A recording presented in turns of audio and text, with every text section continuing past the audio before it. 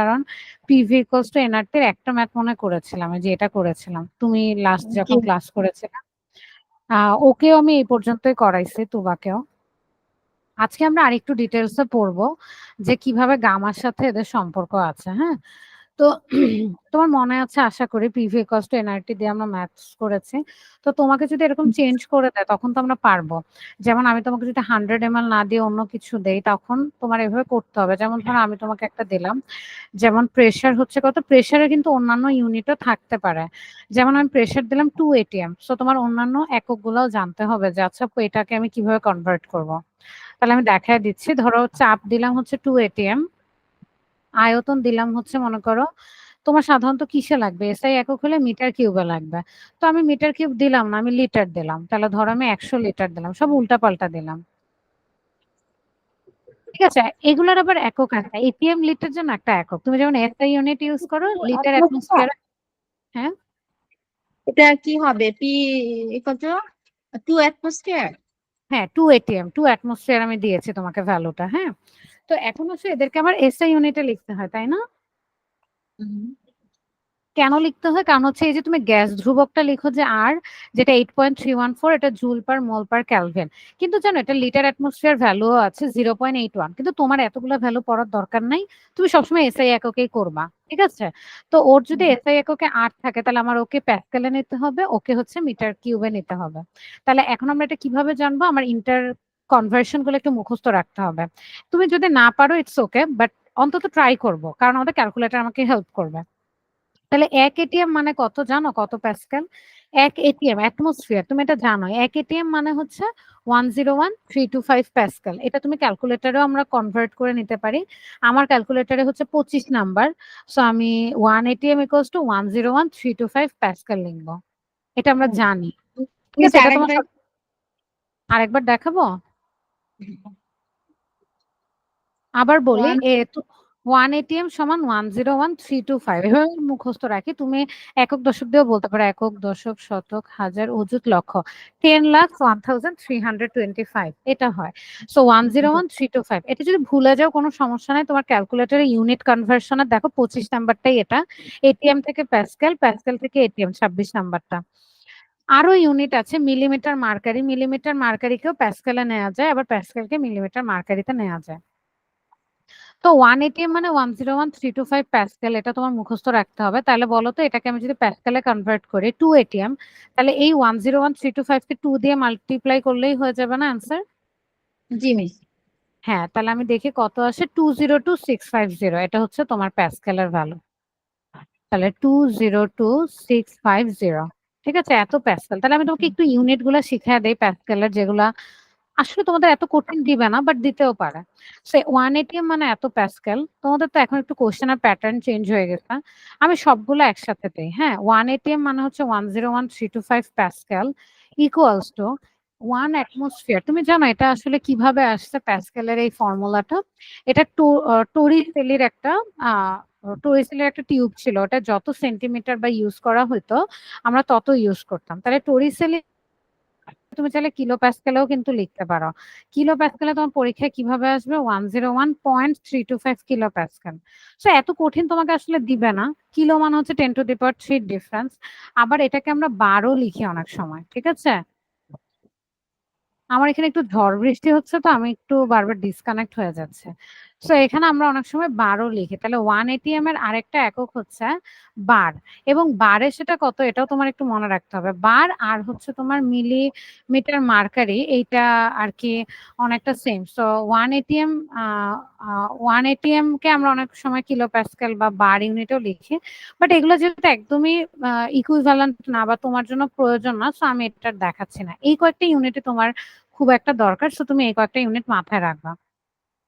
তাহলে এভাবে তুমি পি বের করে নেবা। ভি হচ্ছে 100 লিটার, তুমি জানো 100 লিটারকে মিটার কিউবে কিভাবে পাঠাবো? মিস এইখানে কি ওই যে প্যাসকেলের পরে কি লিখেছেন? 760। Millimetre mercury. তুমি কি জানো টরিসেলের বায়ুচাপ কিভাবে নির্ণয় করা হয়েছিল? একটা এরকম উল্টা করে টেস্ট টিউব পারদে ডুবানো ছিল। হ্যাঁ, তারপরে সমুদ্রের পৃষ্ঠে নেওয়া গেছে, পারদ এই পর্যন্ত উঠে গেছিল। এই উচ্চতাটা কত ছিল? 760 মিলিমিটার অথবা 76 সেন্টিমিটার। এটা মানে 1 অ্যাটমসফিয়ার। ক্লিয়ার? জি মিস। আচ্ছা, তো ভি এর এককগুলো আমি লাস্ট ক্লাসে দেখাইছিলাম তোমাকে, তোমার মনে আছে কিনা? তাহলে বলো তো 100 লিটারকে কিভাবে মিটার কিউবে নিবা?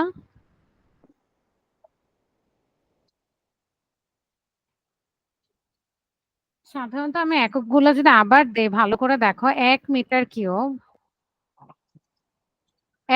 কিউবের সাথে কার কার সম্পর্ক আছে? 1 মিটার কিউব মানে 1000 লিটার, 10⁶ সেন্টিমিটার কিউব। এটা একটু খেয়াল রাখো, 10⁶ সেন্টিমিটার কিউব।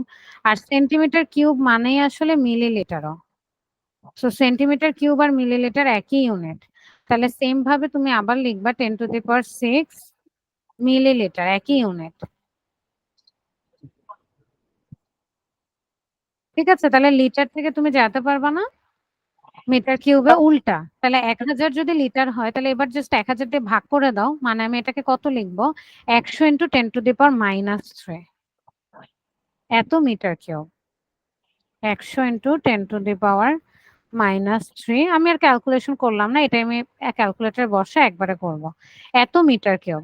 তাহলে পি দেয়া আছে, ভি দেয়া আছে, আমি ধরো মোল বলবো, তাহলে আমাকে আগে বলতে হবে এটা কোন গ্যাস। তো সব গ্যাসের জন্য তোমার মোল বের করা শিখতে হবে। যেমন এর আগের বার ছিল 128 গ্রাম অক্সিজেন গ্যাস।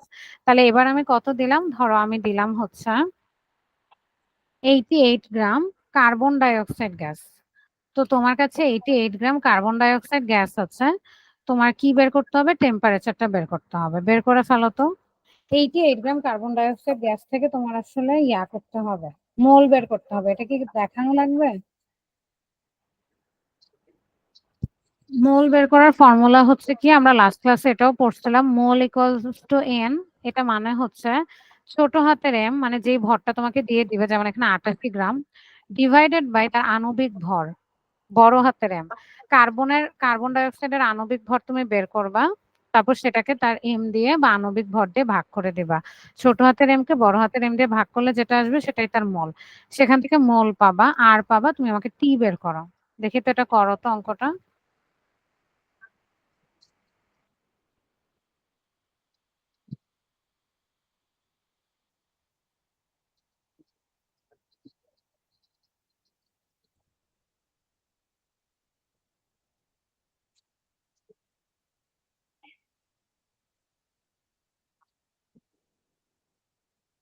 মিস আণবিক ভর কত এটার, কার্বন ডাই অক্সাইডের? হ্যাঁ, এটা কিভাবে বের করা বলো তো, কার্বনের আণবিক ভর জানতে হবে। কার্বনের অ্যাটমিক নাম্বার জানো, মানে প্রোটন নাম্বার কত, পারমাণবিক সংখ্যা? এগুলো তো মুখস্থ রাখতে হবে। আমরা এখন ক্লাস 9-এ আছি, তাই না? হ্যাঁ, এখন থেকেই রাখবে।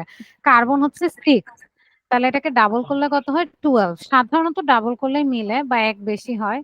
তাহলে মনে রাখবো কার্বনের হচ্ছে 12। অক্সিজেনের পারমাণবিক সংখ্যা হচ্ছে 8, 8কে ডাবল করলে হয় 16। কিন্তু কয়টা অক্সিজেন আছে, দুইটা, তাহলে কি লিখবা, 2 × 16। পারো এভাবে আণবিক ভর বের করতে? না মিস। আচ্ছা, তাহলে আমরা একটু শিখে নিব। তোমার এই বইয়ে তো পিরিয়ডিক টেবিলটা মনে হয় অ্যাড করা আছে কিনা, আমি এখনো চেক করে নাই। তোমাদের আগের যখন বই ছিল তখন পিরিয়ডিক টেবিল অ্যাড করা ছিল। আমি তোমার সাথে একটু ফরওয়ার্ডে শেয়ার করি। একটা চার্ট আছে পর্যায় সারণীর। পটাশিয়ামের আছে না, গুড। ওখান থেকে জিঙ্ক পর্যন্ত মুখস্থ করে ফেলবা। কি কি মুখস্থ করতে হবে, পারমাণবিক সংখ্যা, পারমাণবিক ভর, এই দুইটা। যেমন কার্বনের পারমাণবিক সংখ্যা 6, তার ভর হচ্ছে 12। অক্সিজেনের 8, তার ভর হচ্ছে 16। তো একটা কার্বন আছে, তাহলে তুমি কত লিখবা, 12। অক্সিজেনের কত, 16। কয়টা আছে, দুইটা। 2 দিয়ে গুণ করবা, দুইটাকে যোগ করে দিবা। তাহলে কত আসে দেখো, 44 আসার কথা, 44 গ্রাম।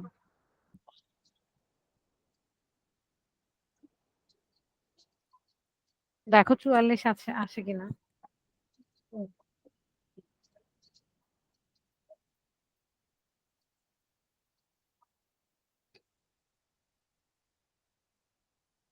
এটা কি 88 দিয়ে ভাগ দিব না? 88 কে এটা দিয়ে ভাগ দিবা, মানে ছোট হাতের এম হচ্ছে 88, আর এটা হচ্ছে 44। আচ্ছা, কে জয়েন দিছো, তুবা। তুবা, এই ম্যাথটা করে ফেলো। তোমাকে পি দেয়া আছে, প্যাসকেলে বের করবা। এটিএম এ দেয়া আছে কিভাবে বের করতে হয়, 1 ATM মানে 101,325 প্যাসকেল, এটাকে ডাবল করবা। ভিটাকে মিটার কিউবে নিবা।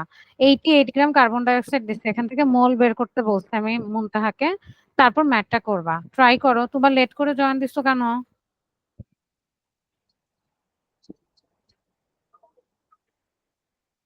ম্যাম বুঝলাম না কোনটা দিয়ে গুণ দিব?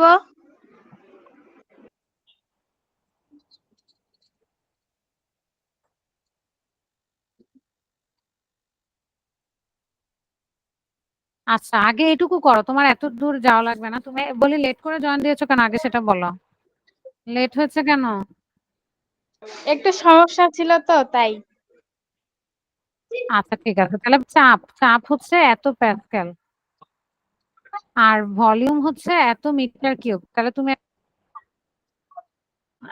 কত এসেছে তোমাদের? টি বলো এসেছে। আসছে 842241.605। ইউনিট কি ক্যালভিন না কোন এককে বের করেছো? কেলভিন। ক্যালভিন। আচ্ছা ঠিক আছে, আমরা একটু মিলাই। তুবা তুমি আছো? জি মিস আছি। একবার দেখো, তারপরে ক্লাসটার থেকে সামনেটুকু একটু দেখো। আমি তোমাকে দেখো, এখন দেখলে একবার বুঝবা। তোমার ক্যালকুলেশনটা শুধু আমি করে দিচ্ছি। তো তোমার কাছে বের করতে বলছে তাপমাত্রা কত, সো তাপমাত্রার জন্য টিটাকে বাম পাশে রাখবা। তাহলে আমার এন আর কি হবে, পিভির নিচে চলে যাবে। তাহলে পিভি ডিভাইডেড বাই এন আর। তোমাকে আমি সব ভ্যালু দিয়ে দিচ্ছি। পরীক্ষা এভাবে দিয়ে দিবে না তোমাকে, যে এটিএম দিয়ে দিতে পারে। তোমাদের পরীক্ষার মান বন্টন যদি একটু চেঞ্জ হবে। তো এখানে পি এর ভ্যালুটা কত লিখবো, পি এর ভ্যালু যত আছে তত লিখবো, 202650। মনে রাখবে এটা হচ্ছে প্যাসকেল, মানে এসআই এককের ভ্যালু। তো আমরা এসআই এককই রাখবো। ভিটা এসআই এককে কত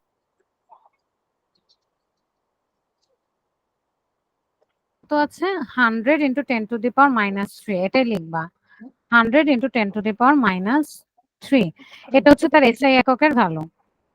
আচ্ছা তাহলে আমি ভিও লিখলাম। এন কত, এনটা বের করে নেই। আমি এনটা তুবাকে বের করতে বলছিলাম। মাস মানে প্রদত্ত ভর, আর নিচে আণবিক ভর থাকবে। আণবিক ভর কিভাবে বের করে, কার্বনের ভরগুলো মুখস্থ রাখতে হবে তোমাদের 30 পর্যন্ত মিনিমাম। তো 88/44, তাহলে কত হয়, 2 মল হয়। তাহলে এখানে কত মল কার্বন ডাইঅক্সাইড গ্যাস হচ্ছে 2 মল।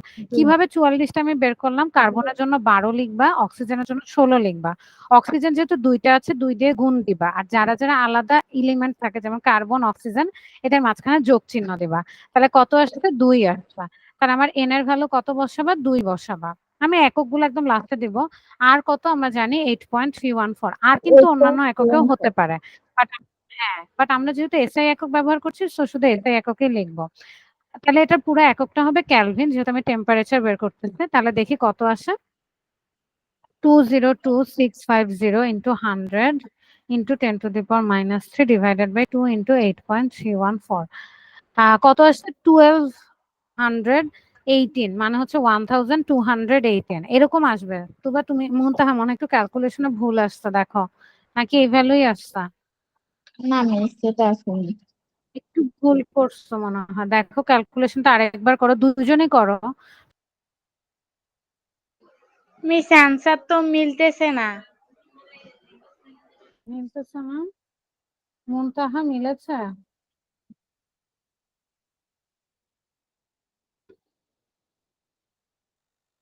না মিস। মিলেনি? আচ্ছা আমি তাহলে একটু দেখা দেই, আমার যদি ভুল থাকে বা তোমাদের যদি ভুল থাকে ক্লিয়ার হয়ে যাবে। আমি আরেকটা অ্যাকাউন্টে ঢুকে দেখা দিচ্ছি। +9।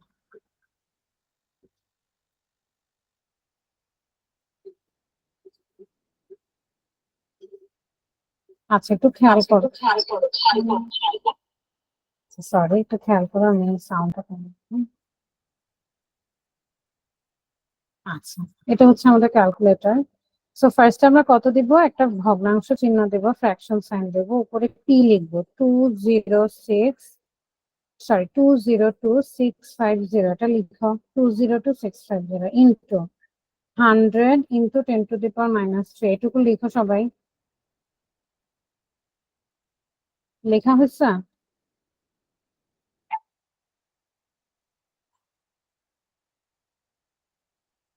এরপর কার্সারটা নিচে নামাও, এন এর ভ্যালু 2 লিখো, 8.314 লিখো, শেষ। এইটুকু লিখতে পারছো কিনা বলো।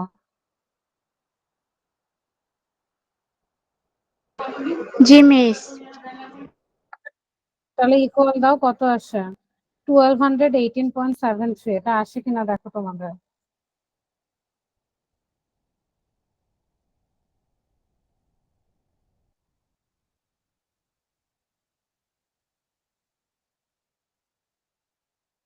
জি মিস, এবার ঠিক আছে। ঠিক আছে? তুবা তোমার ঠিক আছে? জি মিস, ঠিক আছে। আচ্ছা ঠিক আছে, ঠিক থাকলে বুঝছি। এবার আমাকে কে বলতে পারবা এটা ক্যালভিন স্কেলে কত হবে? ক্যালভিন স্কেলে, ডিগ্রি সেলসিয়াস স্কেলে কত হবে? এটা কি ওই যে প্যাসকেলটা দিয়ে মাইনাস করলে এটা না ডিগ্রি না, সেলসিয়াস? প্যাসকেল কেন, ডিগ্রি সেলসিয়াস কার হয়? ডিগ্রি সেলসিয়াস হচ্ছে টেম্পারেচারের ইউনিট, তাপমাত্রার। ক্যালভিন থেকে কততে নেওয়া যায় ডিগ্রি সেলসিয়াস? কত পার্থক্য এটা কিন্তু আমি বলেছি, 273। এটা ভুলে গেলে হবে? এই ভ্যালুটা থেকে তুমি যদি 273 বাদ দাও, সেটাই তোমার ডিগ্রি সেলসিয়াস। ক্লিয়ার? জি মিস। তাহলে 73 থেকে মাইনাস করবে কত? 273। তাহলে কত আসে দেখো, সেটাই তোমার ডিগ্রি সেলসিয়াস হবে। 273 মাইনাস করো 945.73। আচ্ছা, আমি আসলে পুরো অ্যান্সারটা থেকে করেছি, সমস্যা নাই। 945.73 ডিগ্রি সেলসিয়াস, এটাই তোমার অ্যান্সার। তাহলে ডিগ্রি সেলসিয়াসও তো তোমাকে একটা জিজ্ঞেস করতে পারে। আচ্ছা, আমি ভিডিওটা off রাখি। তাহলে এটা লিখো 945.73 ডিগ্রি সেলসিয়াস। কোন জায়গাটা বুঝো নাই নাকি বুঝছো? দুজনেই বলো, আমাকে রেসপন্স করো। বুঝেছি মিস। জি মিস, আচ্ছা ঠিক বুঝেছি। আছে, তাহলে এখন যদি আমি তোমাদেরকে করতে দিই তাহলে পারবা তো? জি মিস। মিস, এই যে আর যে সর্বজনীন ধ্রুবক, এটা কি এই যে হ্যাঁ। এককটা কি কিভাবে বলবো? এটাকে বলবো হচ্ছে, এককটা কি বলো তো? জুল পার কেলভিন পার মোল। এভাবে বলবা, জুল পার কেলভিন পার মোল। ঠিক আছে? জি মিস। আচ্ছা, তো সেম ভাবে আমি যদি একটা কোশ্চেন তোমাদেরকে দেই, ধরো আমি তোমাদেরকে এবার জানতে চাচ্ছি যে গ্যাসটা কি, এভাবে ধরো আমি জানতে চাচ্ছি।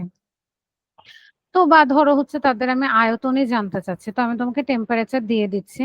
ধরো 27 ডিগ্রি সেলসিয়াস টেম্পারেচারে রাখা, 27 ডিগ্রি সেলসিয়াস টেম্পারেচারে রাখা কোনো একটা গ্যাস। আমি একটু হিসাব করে তোমাদেরকে ম্যাথটা বলতে হবে, তাই তো? So PV equals to nRT. ধরো আমি 108, এটা কিন্তু 108 ছিল না, এটা 10⁸ এটা ঠিক করবা কিন্তু। তো 101.325 প্যাসকেল দিলাম, বা 110 বা 101.325 প্যাসকেলে রাখি। একটু দাঁড়াও, একটু হিসাব করো। আচ্ছা, 27 ডিগ্রি সেলসিয়াস টেম্পারেচারে রাখা কোনো একটা গ্যাসের কত গ্রাম আমি নিয়েছি? ধরো লিখো 27 ডিগ্রি সেলসিয়াস তাপমাত্রায় রাখা কোনো একটি গ্যাসের 0.1137 গ্রাম আমি একটা গ্যাস নিয়েছি। কোন গ্যাস? ধরো এক্স গ্যাস, আমি তোমাদেরকে বলিনি, ঠিক আছে?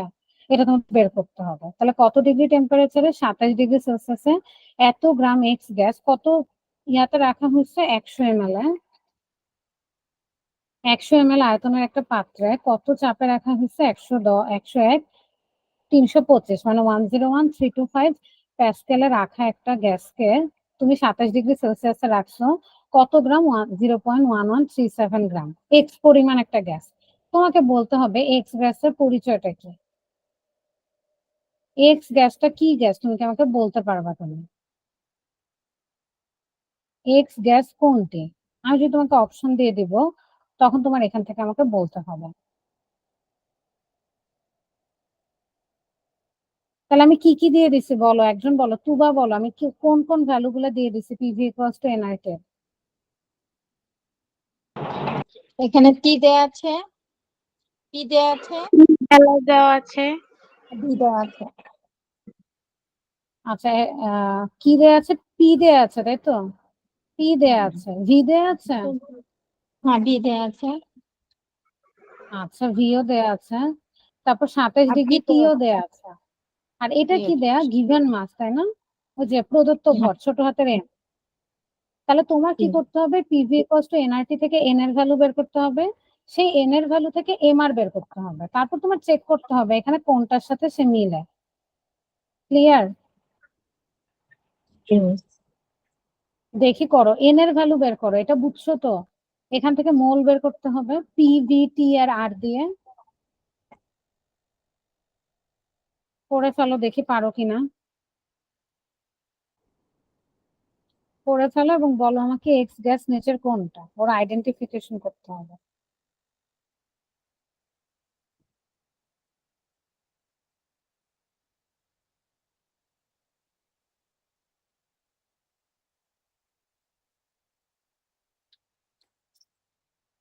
তুবা, তুমি কি অঙ্কটা বুঝছো?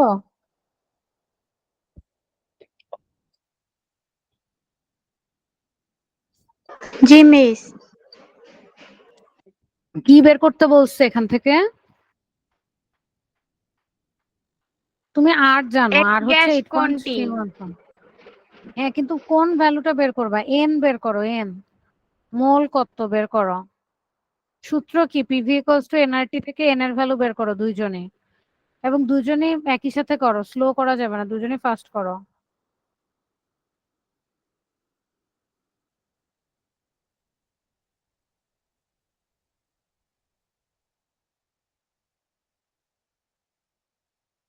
মিস বের হয়েছে।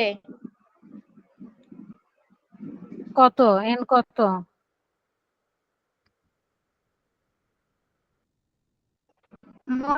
সি। কত?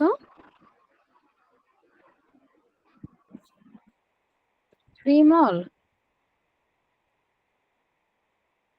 জি। হয়নি তো, আবার করো।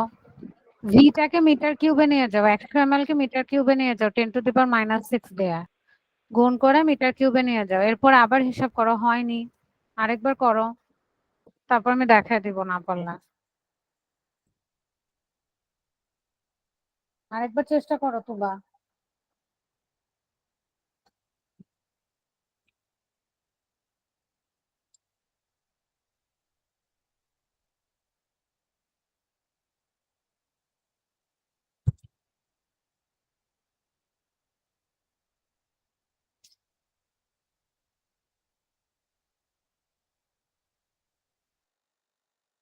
ফোর বের হয়েছে, মল হচ্ছে 4। ভি কত লিখেছো তুবা, আমাকে একটু বলো। ভি কত এসেছে?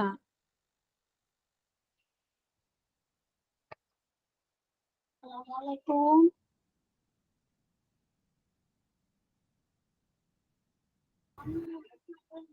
তুবা শুনতে পাচ্ছ? ভি কত এসেছে? 100। 100 আমি বলেছি কিসে নিতে বলেছি? মিলিলিটারকে। মিটার কিউবে বারবার বলে দিচ্ছি, বুঝতেছো না? 100 মিলিলিটারকে কোন ইউনিটে নিতে বলছে? এককে? মিটার কিউবে। তো একটু কনসেন্ট্রেট করতে হবে তো লেখাপড়ায়। মিলিলিটারকে কোন এককে নিতে বলছে? রিপিট করো। Metre cube. কিভাবে নিতে বলছে এটাও বলে দিচ্ছি, কিভাবে নিতে মিটার বলছে, কত দিয়ে গুণ দিতে বলছে।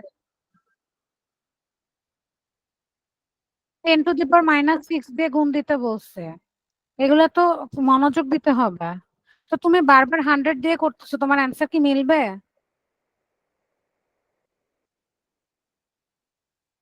10⁻⁶ দিয়ে গুণ দাও, তাহলে কত আসে ভি সেটা বলো।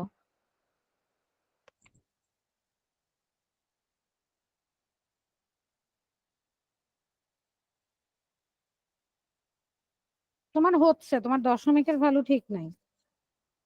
আরেকবার করো। ভিটাকে মিটার কিউবে নিয়ে আমাকে জানাও যে কত, তারপরে তুমি অ্যান্সার বলো আমাকে।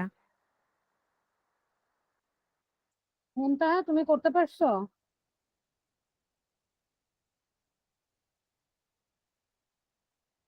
মিস করতেছে। আচ্ছা, আরেকবার করো। আচ্ছা, করতে থাকো, সরি। তোমাদের এতক্ষণ কি লাগার ম্যাথ, এটা আমি কি করে দিব? তুমি আমাকে এন এর ভ্যালুটা বলো কত এসেছে শুধু।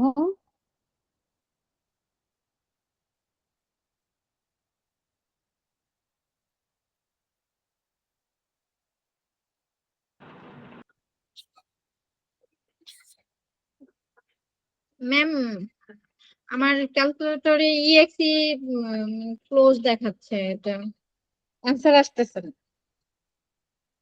কি যেন সমস্যা ভি হয়েছে। কত ভি কত লিখেছো? তুবা বলো, ভি কত লিখেছো? মিস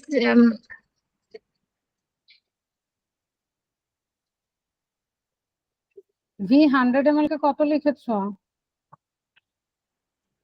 50। মুনতাহা কত লিখেছো? 10⁻³ 10⁻⁶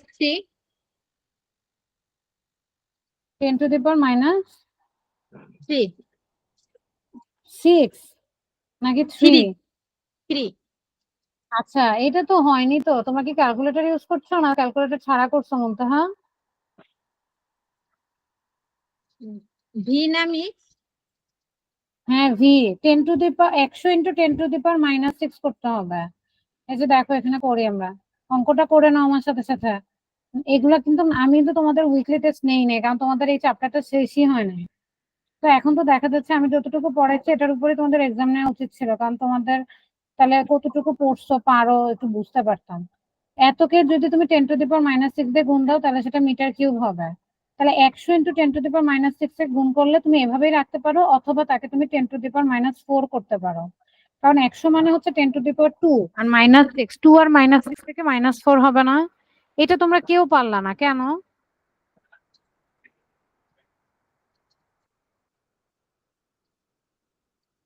আর তুবা তুমি কি বলছো? 15 আসতেছে কোত্থেকে? তুমি এগুলা কোত্থেকে পাও? কোত্থেকে পাও এগুলা, এই ভ্যালু গুলা? তোমাদেরকে আমি একই ম্যাথস কিন্তু অনেকবার করাবো না পারলে। তাহলে ভি দেয়া আছে, পি দেয়া আছে, তার বাকিগুলো তো আমি বলছি, বাকিগুলো তো তুমি জানোই। আর কত?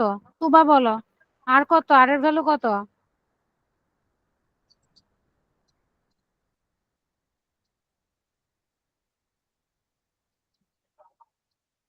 শুনতে পাচ্ছ তুবা?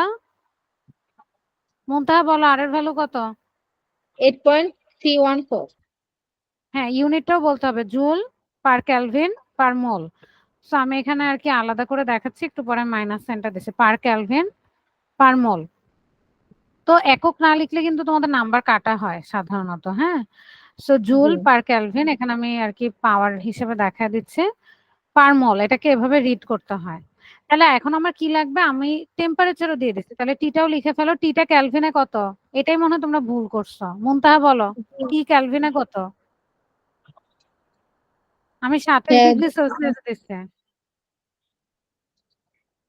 27ই রাখবো না চেঞ্জ করতে হবে?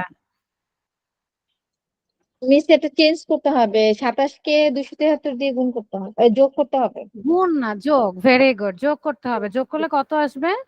300 আসবে। ঠিক আছে, তাহলে এটা হচ্ছে 300 ক্যালভিন। মুনতাহা আমি কিন্তু মুনতাহা বলে, সরি তুবা, আমি কিন্তু তোমার কোনো রেসপন্স পাচ্ছি না। একটু পরে তুমি বলবা যে বুঝো নাই, তাহলে কিন্তু হবে না। এখানে দেখো এন এর ভ্যালু কত আমি তোমাদের কাছে জানতে চাইছি, কারণ কি আমার মোলটা জানতে হবে। মোল না জানলে তো আমি বড় হাতের এম বের করতে পারবো না। তাহলে আমার সূত্র কি? আমার সূত্র হচ্ছে PV equals to NRT, PV equals to N R T. তো সেখান থেকে আমার এন লাগবে, তাহলে এনটাকে 1% নিয়ে নাও। এন ইকুয়ালস টু কত হবে? পিভি বাই আর টি। তাহলে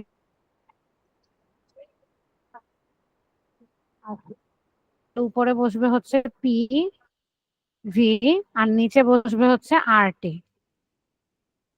ক্যাপিটাল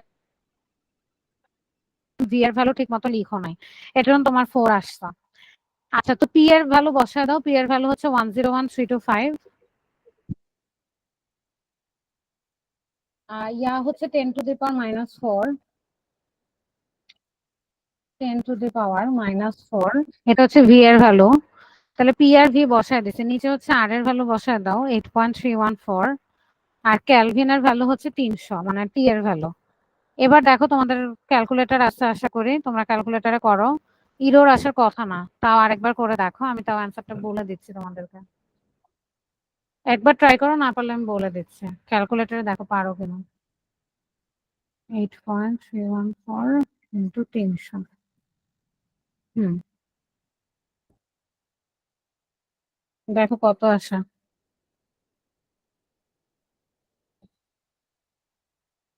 এর জন্য আমি তুবাকে বলছিলাম আরেকবার করতে। তুবা বলছে 4। কেন বলছে 4? কারণ ও এখানে 10⁻⁴ ইউজ না করে 100 ইউজ করছে। তুমি যদি ওখানে 100 ইউজ করো তাহলে তোমার অ্যান্সার আসবে 4। ঠিক আছে, ওটা কনভার্ট করা নাই।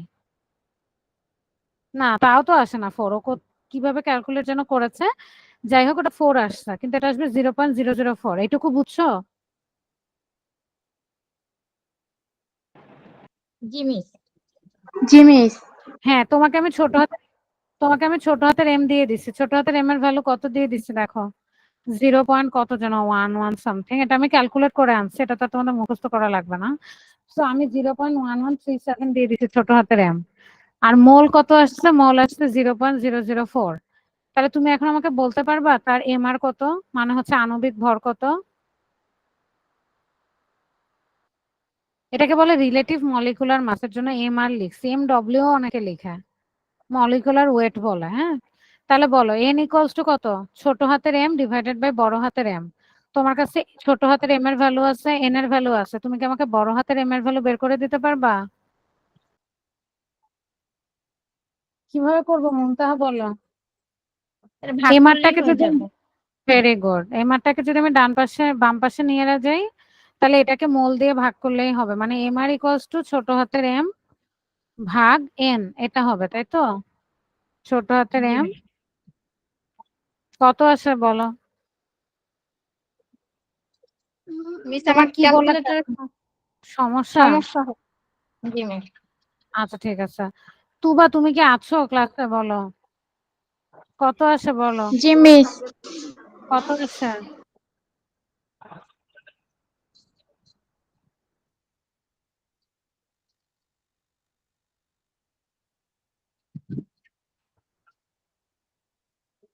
আচ্ছা আমি বলে দিই, তোমরা আমাকে বলবা না, তোমাদের থেকে আমি রেসপন্স ভালো পাচ্ছি না। 28.4 আসে, এটাকে আমি অ্যাপ্রক্সিমেটলি 28 লিখবো। কেন? কারণ আমি একটু পরে দেখাচ্ছি। 28.4 ইউনিট কি হবে? গ্রাম পার মোল, কারণ এটা হচ্ছে তার কি একক, আণবিক ভর, তাই না? তো এটাকে আমি অ্যাপ্রক্সিমেটলি মানে আসন্ন মান হিসেবে কত লিখবো? 28। কেন? আমি যে এখন দেখাচ্ছি 28। তোমাদেরকে আমি মাত্র বলছি যে তোমাদের সবগুলা ভ্যালু একটু শিখতে হবে। দেখো আমার অপশন কি ছিল? অক্সিজেন। অক্সিজেন হচ্ছে 16। 16 × 2, তাহলে তার আণবিক ভর কত? 32। ঠিক আছে না?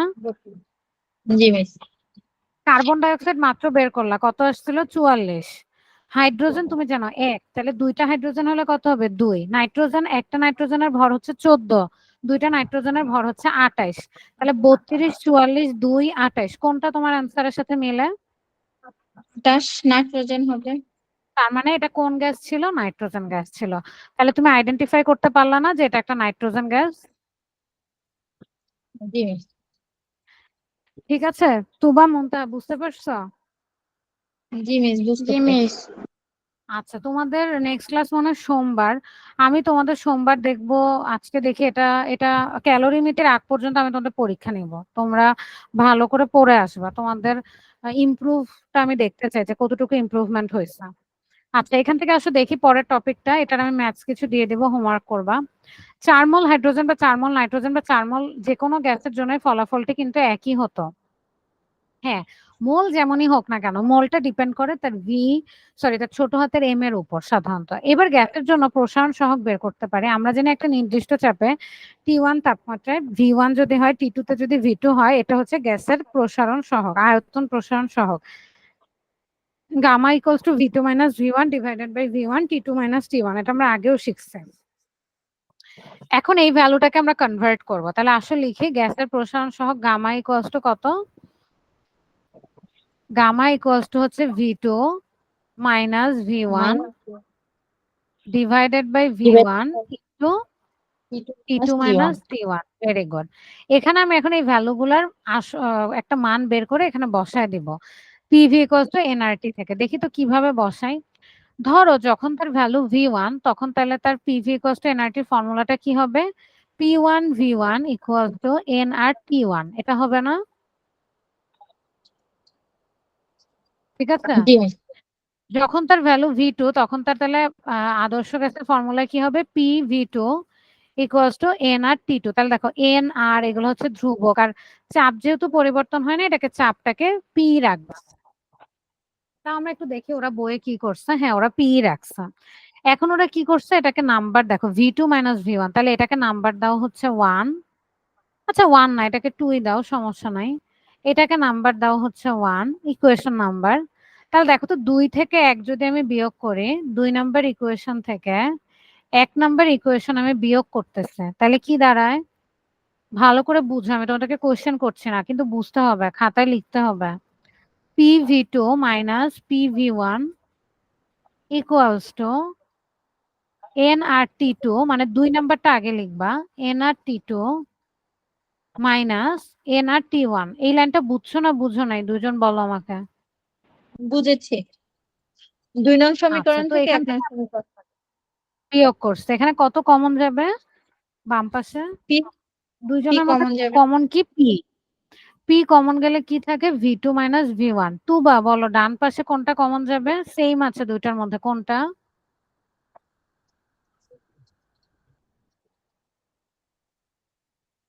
তুবা প্রশ্ন করলে কেন রেসপন্স পাই না আমি তোমার থেকে?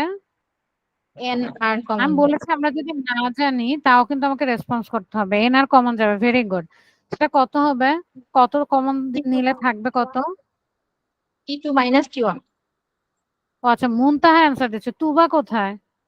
তুবা অ্যান্সার দিতে হবে, কিন্তু তুবার রেসপন্স আমি একদমই পাই না। দুজনেই চাচ্ছি, এর মানে এই না যে মুনতাহা রেসপন্স করবা না, দুজনেই করবা। তাহলে এই পর্যন্ত আমরা লিখছি। আবার দেখো এখানে v2 মাইনাস v1 ছিল, t2 মাইনাস t1 ছিল। তাহলে আমি এই ভ্যালুটা ওখানে বসায় দেই, দেখি তো আমাদের কি দাঁড়ায়। তাহলে আমিও ওর মতো এখানে ট্রাই করি। যেমন আমাদের এখানে কত ছিল? v2 nrt-র বাম দিকে pv1 দিয়ে এবং ডান দিকে nrt1 দিয়ে ভাগ করছে তারা। ঠিক আছে, তার মানে হচ্ছে v2 বাই v1 কে ভাগ করছে হচ্ছে pv1 দিয়ে, আর এটাকে ভাগ করছে হচ্ছে nrt1 দিয়ে। এত কষ্ট না করলেও হতো, বাট তাদের মতোই করে, চলো সমস্যা নাই। তাহলে আসো দেখো কি করব আমি। আমি এখন এদের দুইজনকে, যেমন আমি বাম পাশটাকে ভাগ করব হচ্ছে pv1 দিয়ে। আচ্ছা তোমরা জানো আমি যখন ভাগ করি দুই পাশে সেম জিনিস দিয়ে ভাগ করতে হয় না? আমি যদি কোনো কিছু বিয়োগ করি উভয় পক্ষ থেকে দুই সেম জিনিস দিয়ে বিয়োগ করতে হয় না? জি মিস। তাহলে এখন আমি দুইটা জিনিস দিয়ে কেন করলাম? আসলে তো আমি দুইটা জিনিস দিয়ে করি নাই, আমি একটা জিনিস দিয়ে করছি। pv1 ইকুয়ালস টু মানে কি? nrt1 না? জি মিস। তাহলে ধরো আমি দুই পক্ষকে pv1 দিয়ে ভাগ করছে, কিন্তু এখানে তো pv1 নাই। তো pv1 মানে কার সমান? nrt1। তো সেটাকে আমি nrt1 লিখছে। আমি কিন্তু আসলে সেম জিনিস দিয়ে ভাগ করছি, তুমি কি বুঝছো তোমরা? জি মিস। মিস। ভাগ করছি, ভেরি গুড। এখন আসলে আমরা পি যেগুলো সেম ওগুলা কাটাকাটি করে ফেলে, তো দেখতেই পারতেছো এখানে দুইটা পি সেম কাটা যাবে, এখানে এন আর সেম, তো কাটা যাবে। তাহলে দেখো তো লাস্ট পর্যন্ত আমার কি থাকে। আমি লাস্ট পর্যন্ত বাম পাশে পাবো হচ্ছে v2 minus v1 divided by divided B. By v1 equals to t2 minus t1 divided by t1। এখন t2 t1 টা ডান পাশে গুণ অবস্থায় আছে, আমি যদি ওকে বাম পাশে আনি ও ভাগ হয়ে যাবে না? জি মিস। তাহলে দেখো তো ভাগ হলে কি দাঁড়ায়? v2 minus v1 divided by v1 into এটার সাথে আর কি ভাগ অবস্থায় আছে t2 minus t1, মানে ওই পাশ থেকে আমি নিয়ে আসছি। কোনো জায়গা থেকে কোনো কিছু নিয়ে আসা মানে কি?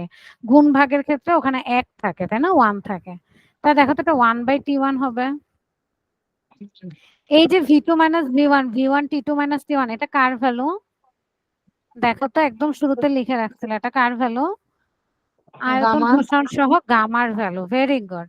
সো এখান থেকে আমি কিন্তু লিখে ফেলতে পারি gamma equals two 1 by t1। তাহলে তোমার কাছে যদি প্রাথমিক তাপমাত্রা থাকে, তোমার অত v1 ও লাগবে না, v2 ও লাগবে না, কিচ্ছু লাগবে না, t2 ও লাগবে না, তুমি 1 বাই t1 করে দিলেই তোমার আয়তন প্রসারণ সহ বের হয়ে যাবে। ওভাবে তো করতেই পারো, কিন্তু এত কষ্ট না করে আমি এভাবেও করতে পারি। এবং আমরা কিন্তু জানতাম এই প্রসারণ সহগগুলোর একক হচ্ছে পার কেলভিন, দেখো ঠিক আছে না? জি মিস। তাহলে এখান থেকে আমরা কি সিদ্ধান্তে আসতে পারি? এখান থেকে আমরা সিদ্ধান্তে আসতে পারি গ্যাসের প্রসারণ সহ কোনো ধ্রুব সংখ্যা নয়, এটি তাপমাত্রার বিপরীত। তাপমাত্রা যত কম হবে গ্যাসের প্রসারণ সহগ তত বেশি হবে, কারণ এটা ব্যস্তানুপাতিক সম্পর্ক। ঠিক আছে। জি মিস। আচ্ছা তোমাদের নেক্সট ক্লাসে এমনিই আমার একটা এক্সাম নেওয়ার কথা, তোমাদের মান্থলি টেস্ট না নেক্সট ক্লাসে? লাস্ট মান্থের ক্লাস তো। হ্যাঁ, তো হ্যাঁ ভালোই হয়েছে। হ্যাঁ, তোমাদের মান্থলি ক্লাসে তোমরা এই পর্যন্ত পড়ে আসবা।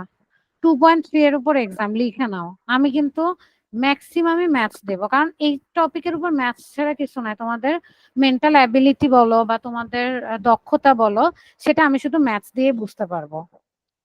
ম্যাথস বলতে কি, মানে আমি তো তোমাকে বলবো না যে যেমন ধরো একটু বায়োলজির কোয়েশ্চেন যেমন হয় ওরকম তো আর দিব না। সাধারণত একটু তুমি তোমার প্রয়োগের কিছু অঙ্ক দিব, ঠিক আছে, যাতে তুমি তোমার মাথা খাটাইতে পারো। তো এর জন্য তোমার এই বিষয়গুলো পড়ে আসতে হবে। যদি আমি তোমাকে বলি কোন বিষয়গুলো বেশি ফোকাস করতে হবে, আমরা যেমন এই চ্যাপ্টারটা যখন শুরু করছি আমরা শুরু থেকে একদম থার্মোমিটার থেকে শুরু করছিলাম, তাই না? যে থার্মোমিটার বা তাপমাত্রা, অভ্যন্তরীণ শক্তি, এগুলা থেকে শুরু করছিলাম। তো অবশ্যই আমি হয়তো যে এগুলাও একটু দিতে পারি, সঞ্চালন কেমন হবে, তাপের প্রবাহ কেমন হবে, অভ্যন্তরীণ শক্তি, এগুলা থেকে শর্ট কোয়েশ্চেন হতে পারে। আর এই যে এটা থেকে অঙ্ক হতে পারে, অবশ্যই হবে এটা থেকে অঙ্ক। আমি আগেই তোমাদেরকে লিক করে দিচ্ছি। তারপরে হচ্ছে তাপ প্রয়োগে পদার্থের প্রসারণ প্রসারণ সহগগুলা থেকে অঙ্ক আসতে পারে, আলফা, বিটা, গামা।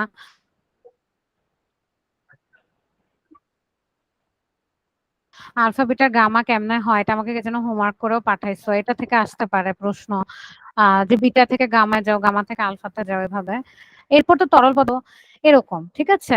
আর বায়বীয় পদার্থের প্রশ্ন থেকে অঙ্ক আসবেই, আমি অন্তত দিব। তোমাদের তো মনে হয় মৌলিক কিছু, সরি, মৌখিক কিছু পরীক্ষা থাকে, অথবা তো গ্রুপ ওয়ার্ক থাকে।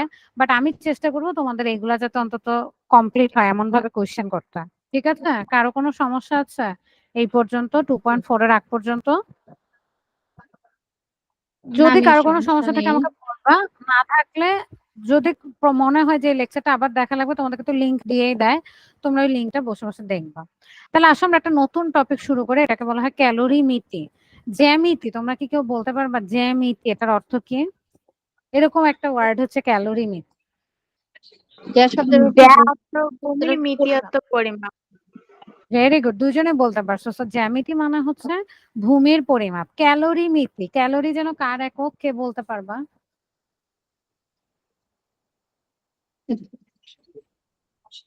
মনে আছে?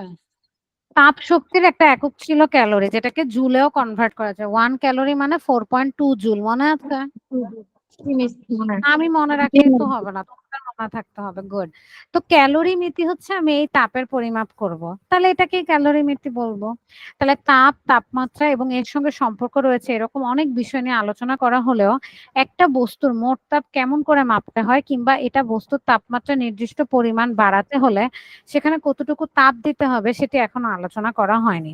বিজ্ঞানের যে শাখায় তাপ পরিমাপের পদ্ধতি নিয়ে আলোচনা করা হয় সেটাকে বলে ক্যালোরিমিতি। বস্তুর ভেতরে কতটুকু তাপ রয়েছে সেটি 3টি বিষয়ের উপর নির্ভর করে। একটি হচ্ছে বস্তুটির ভর। তোমরা যারা কেটলিতে পানি গরম করেছো তারা সবাই এটি জানো। তোমরা দেখেছো 1 কাপ পানি ফুটাতে কেটলিটিতে যত তাপ দিতে হয়, পুরা কেটলির পানি ফুটাতে তার চেয়ে অনেক বেশি তাপ দিতে হয়, স্বাভাবিক। দ্বিতীয় বিষয়টি হচ্ছে তাপমাত্রা। আমরা সবাই এটিও অনুমান করতে পারি, কারণ আমরা দেখেছি কেটলির পানিকে অল্প তাপ দিলে সেটা একটু উষ্ণ হয়, কিন্তু সময় নিয়ে অনেক তাপ দিলে তাপমাত্রা অনেক বেড়ে যায় বা হচ্ছে ফুটতে থাকে, তাই তো? কাজেই দৈনন্দিন জীবনের অভিজ্ঞতা দিয়ে আমরা বলতে পারি বেশি ভর এবং তাপমাত্রা বেশি হলে তার ভেতরে তাপও বেশি থাকে। তাহলে তাপ শক্তি ধারণ করার জিনিসটা কিসের উপর ডিপেন্ড করবে? তোমার ভরের উপর, এম, এবং হচ্ছে তাপমাত্রার উপর, টি। ঠিক আছে, এই দুইটা জিনিস একটু মাথায় রাখবা। এবার আসো কোন বস্তুর তাপ তৃতীয় যে বিষয়টির উপর নির্ভর করে সেটি হচ্ছে আপেক্ষিক তাপ। তোমাদেরকে আমি এই ক্লাসের শুরুতে একদম আপেক্ষিক তাপ নিয়ে একটা ধারণা দিচ্ছিলাম, যে 1 কেজি পদার্থের পরিমাণ, 1 কেজি পদার্থের তাপমাত্রা 1 ডিগ্রি সেলসিয়াস বাড়াতে যে পরিমাণ তাপের প্রয়োজন তাকে সেই পদার্থের আপেক্ষিক তাপ বলে। তোমাদের কি মনে আছে? জি মিস। হ্যাঁ, আপেক্ষিক তাপটা স্পেসিফিক হিট বলি অনেক সময় আমরা এটাকে ইংলিশে। এটা খুব ইম্পর্টেন্ট একটা জিনিস। কেন? ধরো পানির তাপমাত্রা এখন 27 ডিগ্রি আছে, তুমি ওকে 28 ডিগ্রি করতে যতটুকু হিট দিতে হবে, তোমার কাছে লোহা আছে, লোহার তাপমাত্রা 27 থেকে 28 করতে অতটুকু হিট দিতে হয় না, অথবা ওর থেকে বেশিও দিতে হতে পারে। তার মানে একটা পদার্থের জন্য এটা ফিক্সড, তোমার 1 ডিগ্রি সেলসিয়াস বাড়াতে কতটুকু দিতে হবে এটা তোমার জন্য ফিক্সড। কিন্তু পানির জন্য মনে করো আমার 1000 জুল তাপ দিতে হয়, তার মানে এই না যে আমার মধুর জন্য 1000 জুল দিতে হবে, আমার লোহার জন্য 1000 জুল দিতে হবে। এক একজনের জন্য এক একটা ফিক্সড। পানির জন্য যেমন 4200 আমরা অনেক সময় বলি, এরকম ভ্যালু আছে, মুখস্থ রাখতে হয়। তাহলে আমরা এখন ৩টা জিনিস মনে রাখবো যে কিসের উপর বস্তুর তাপ, কোন বস্তুর তাপ কিসের উপর নির্ভর করবে, তাপ শক্তিটা আর কি, তার ভর, তার তাপমাত্রা এবং আপেক্ষিক তাপ। এই ৩টা জিনিস তোমাদের মনে রাখতে হবে, ভর, তাপমাত্রা, আপেক্ষিক তাপ। আপেক্ষিক তাপটা কি, উদাহরণ দেওয়ার জন্য তারা বলছে খানিকটা পানিকে তাপ দিয়ে তার তাপমাত্রা 10 ডিগ্রি বাড়াতে হলে 10 ডিগ্রি বাড়ালে সেটি একটি আরামদায়ক উষ্ণতায় পৌঁছাবে, কিন্তু সমপরিমাণ একটি লোহার টুকরাতে সমান পরিমাণ তাপ দিলে তার তাপমাত্রা প্রায় 100 ডিগ্রি সেলসিয়াস বেড়ে যাবে। হ্যাঁ, তুমি সেম তাপটা পানিতে দাও, মাত্র 10 ডিগ্রি বাড়বে, কিন্তু লোহাতে 100 ডিগ্রি বেড়ে যাবে।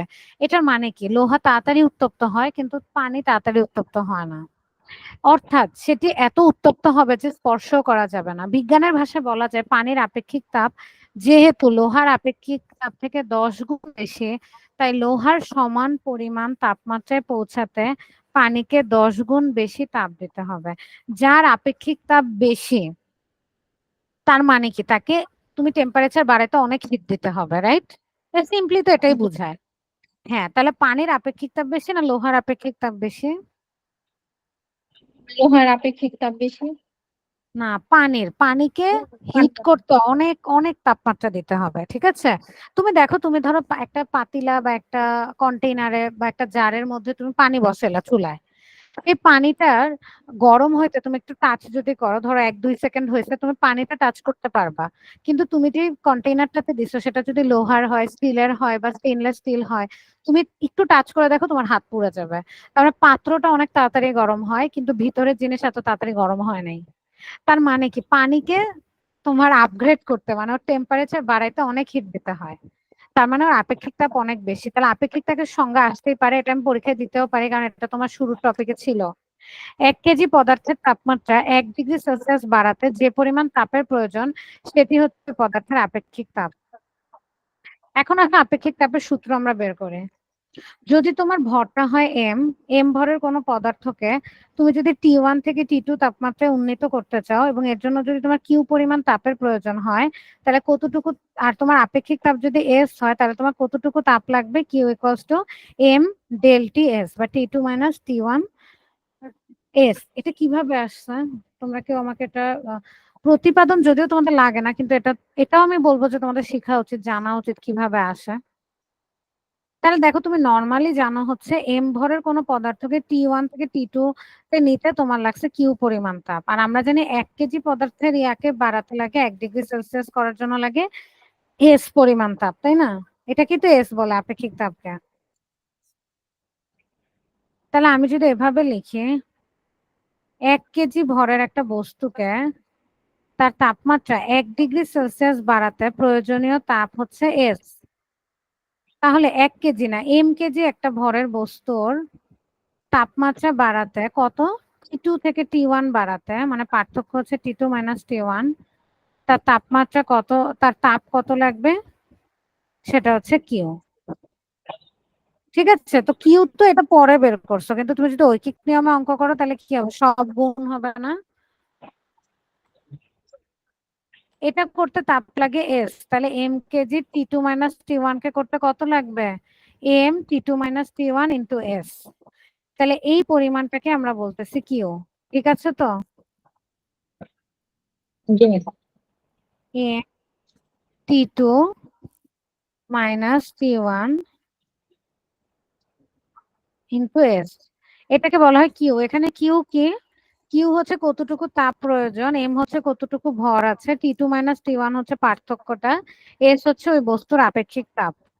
তো এখানে আমরা সাধারণত তাপের একক সেলসিয়াস স্কেলে রাখতে পারো তুমি, যেহেতু পার্থক্য সেলসিয়াসে রাখো কেলভিনে রাখো, দুটো সেমই হবে।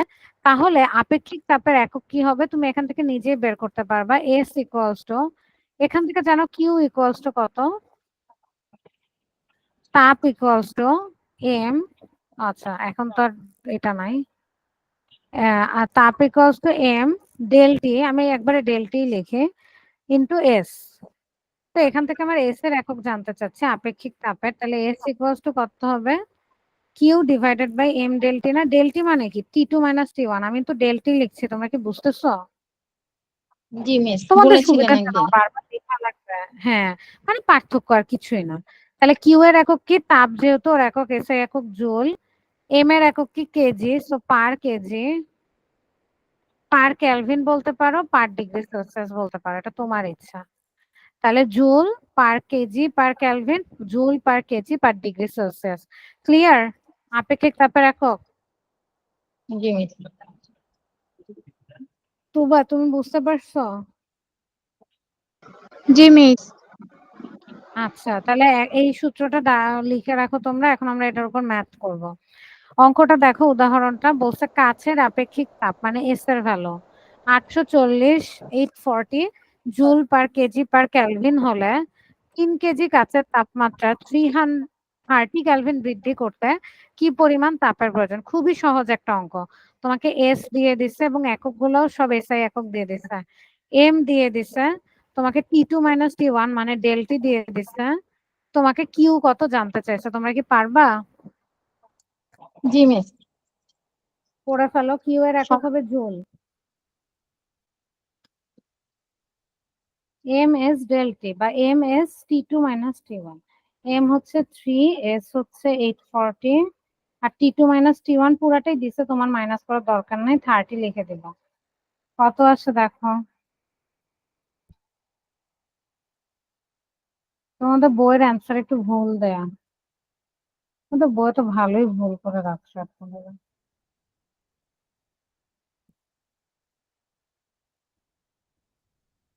তুবা কত এসেছে?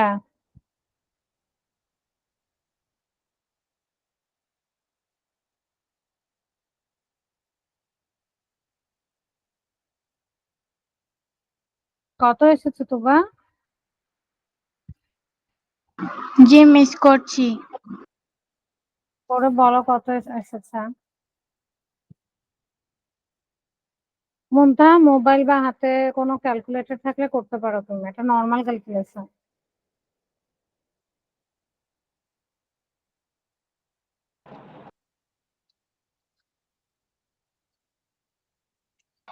আসছে 75600 joule into 10 to the power minus 10 to the 6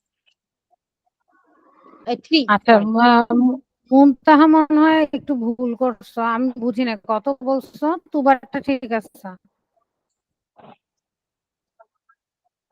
আচ্ছা, একটু ক্যালকুলেটর দিয়ে ভালো করে করো, 75.6 দেখো এমন আসার into কথা 5 10 6। to the power হ্যাঁ, ও আচ্ছা ঠিক আছে তো।